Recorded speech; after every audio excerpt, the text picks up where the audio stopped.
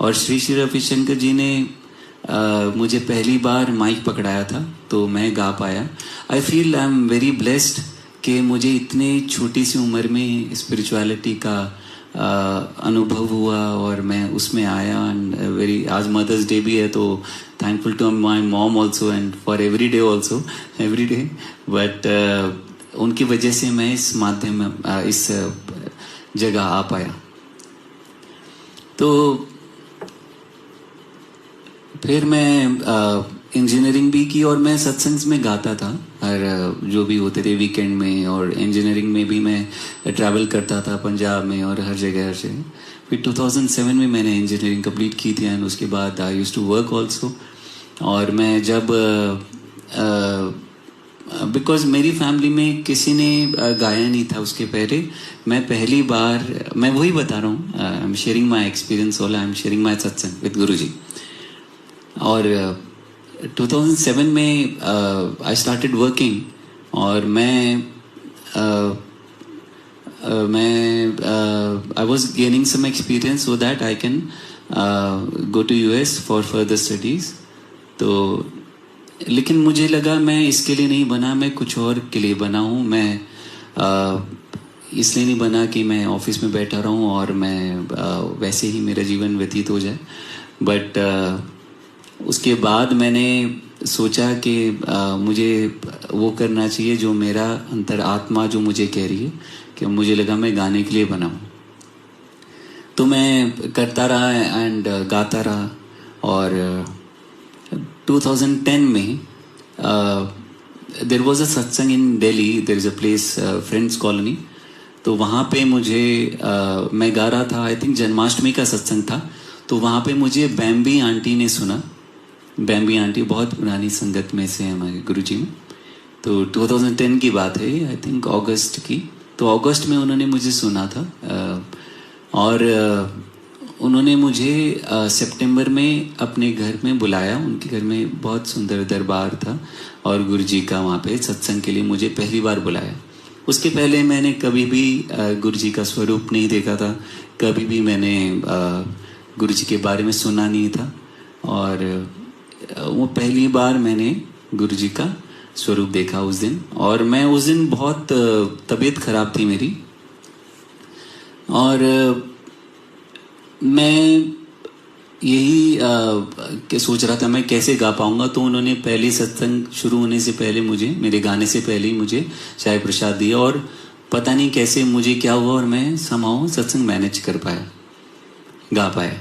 और मुझे ये तो पता चल गया कि कुछ तो एनर्जी है, कुछ तो है जो मैं डिफाइन नहीं कर पाया, डिस्क्राइब नहीं कर पाया उस टाइम। लेकिन मैं हमेशा आंखें बंद करके गाता हूँ, क्योंकि परमात्मा से जुड़ने का एक ही तरीका है, वो जब आंखें बंद होती है तब उनसे जुड़ जाते हैं, उनको महसूस कर पाते हैं। तो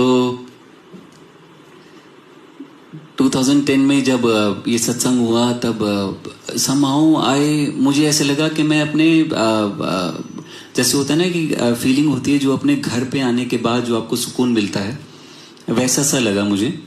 और उसके बाद मैंने बड़े मंदिर जाना स्टार्ट किया और मैं जाता रहा। और पूरी 2011 में मैं वहाँ पे मंदिर में जाता रहा। और उस समय बहुत कम लोग होते थे, बहुत ज़्यादा कम लोग होते थे। और जब जैसे अराउंड 7-7:15 तक भी वहाँ पे 7:30 तक पहुँचते थे तो मंदिर मेन दरबार हॉल में जगह मिलके फिर नीचे वाले हॉल में लंगर प्रसाद करके हम आते थे, मैं और सुहानी माई वाइफ। तब then we were dating back then. And और मैं उसके बाद पूरी 2011 में पूरे थ्रू आउट में जाता रहा।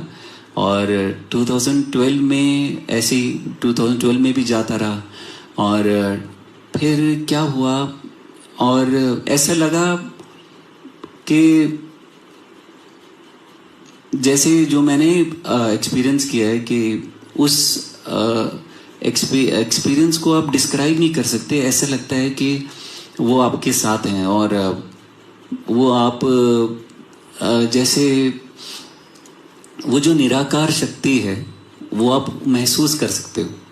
तो वैसा सा मुझे लगा। अब इसके बाद क्या हुआ, 2012 की बात है। 12 में ही वहीं पे बैम्बी आंटी के घर सत्संग था दिल्ली में ही। और जब मैं जा रहा था वहाँ से तो उन्होंने मुझे कुछ दिया, तो ऐसे कुछ ट्रे पे था एंड उन्होंने बोला आप ये खोल के देखिए क्या है। तो जब मैंने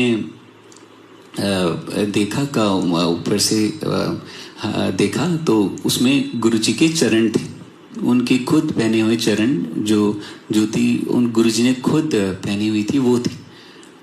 तो मैंने बोला ये तो गुरुजी के चरण है, आप कैसे ये मुझे दे सकते हैं, ये तो प्राइसलेस है और ये तो अनमोल है, ये मुझे कैसे मिल सकती है। तो बैम्बी आंटी ने बोला कि गुरुजी ने दर्शन दिए और ये बोला कि सजा के बैठिए, मुंडा आएगा कल उन्हें फड़ाई। और ऐसे मुझे गुरुजी की ब्लेसिंग मिली 2012 आई थिंक। ये भी बात सितंबर अक्टूबर की बात है। तो जब मुझे ये बात पता चली, मैं I was kind of, I can describe it, I was surprise, I was shocked कि ये कैसे हो सकता है कि ये तो प्राइसलेस चीज़ है और मेरे साथ कैसे हो गए। मुझे लगा उस दिन कि I am the chosen one and